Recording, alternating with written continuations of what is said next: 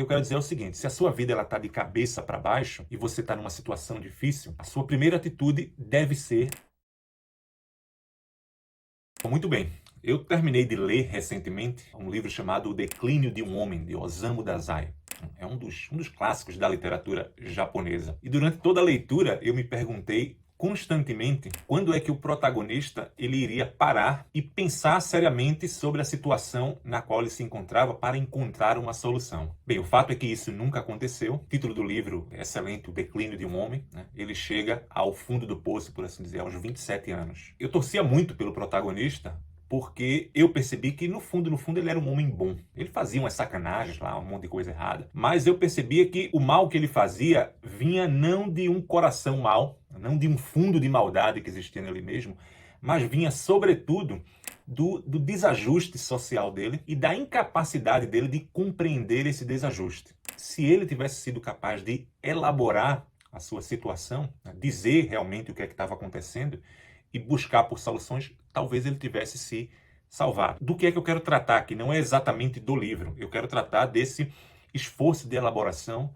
que o personagem tristemente não fez. O que é que eu quero dizer com esforço de elaboração? Eu me refiro à descrição objetiva e sincera de uma situação pessoal. Essa descrição, obviamente, ela é feita com o uso da linguagem.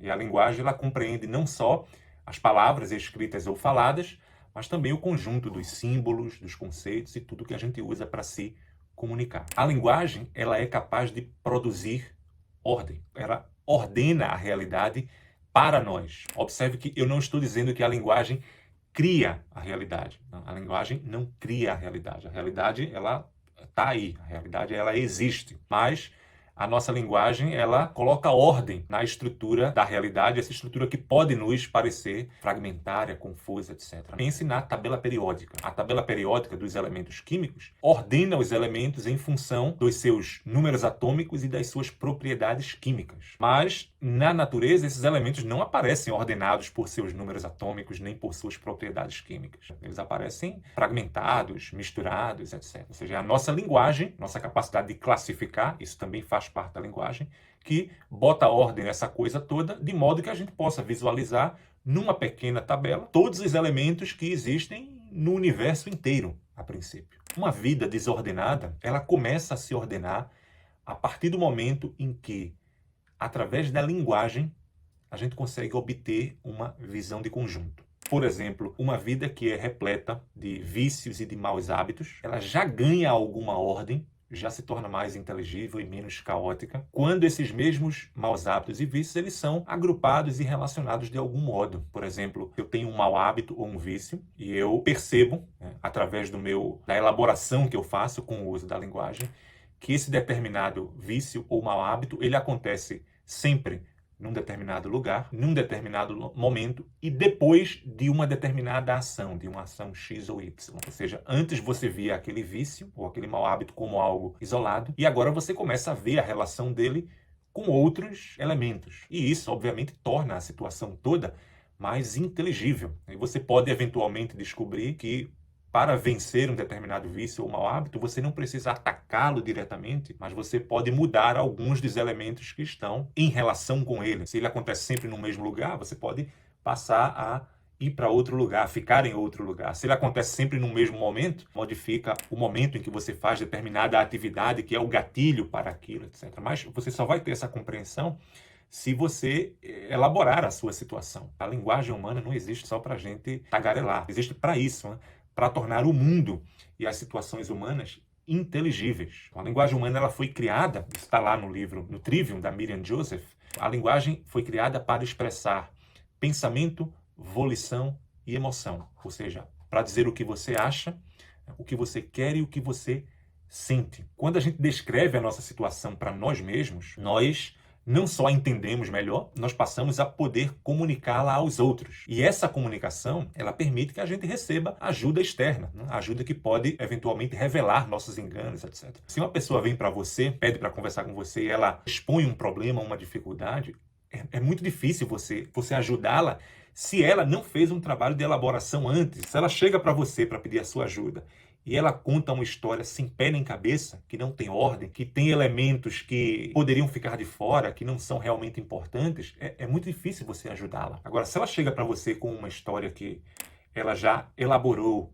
já tem unidade, tem princípio, meio e fim, ela já identificou o que é que está em jogo ali, quais são as causas que estão produzindo determinados efeitos que são negativos ou desagradáveis, a coisa se torna muito mais fácil. Tá? Tem um exemplo, acho que um exemplo clássico, né? Já teve vários momentos em que eu atendia determinados clientes e eles chegavam para mim e diziam: André, eu sinto uma certa falta de drive, de energia para buscar aquilo que eu quero, etc. Eu perdi isso que eu já tive em outros tempos, etc. E a gente começa a elaborar o problema e a dificuldade, a gente descobre, isso já aconteceu várias vezes, que aquilo que ela chama de uma falta de drive ou de energia, na verdade é a má e velha complacência. O que acontece é que o indivíduo, o homem ou a mulher, acontece com os dois, né? Ele está complacente, está numa situação em que ele está, por assim dizer, satisfeito. Ou ele alcançou uma determinada situação, determinado patamar na vida, e ele diz, estou de boa, está tudo dominado, ou ele, na verdade, tem um tecido de garantias e de seguranças que permitem que ele fique de boa. Sei lá, ele tem uma família que tem muito dinheiro, sei lá, é um funcionário público que está ali garantido, não pode ser demitido, tem um alto salário, etc. E, no entanto, apesar dessas garantias,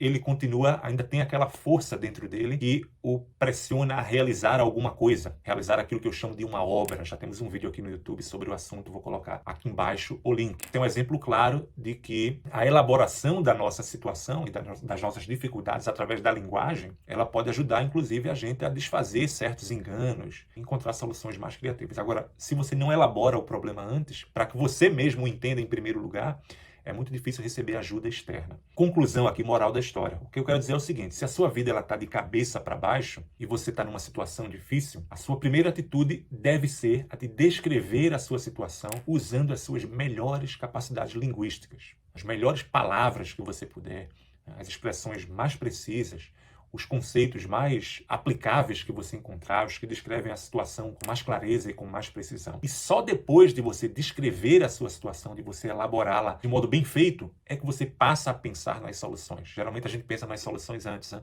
Então tem um problema, algo pressiona a gente e a gente já começa a pensar numa saída. Primeiro você elabora, primeiro você usa essa coisa maravilhosa chamada a linguagem, né? Que foi criada, como eu disse, precisamente para tornar o mundo e as experiências humanas inteligíveis, para ajudar você a encontrar soluções em situações difíceis. Então, você vai ver que no próprio processo de elaboração, já vi isso inúmeras vezes acontecer, no próprio processo de elaboração, algumas soluções já vão começar a aparecer. Por quê?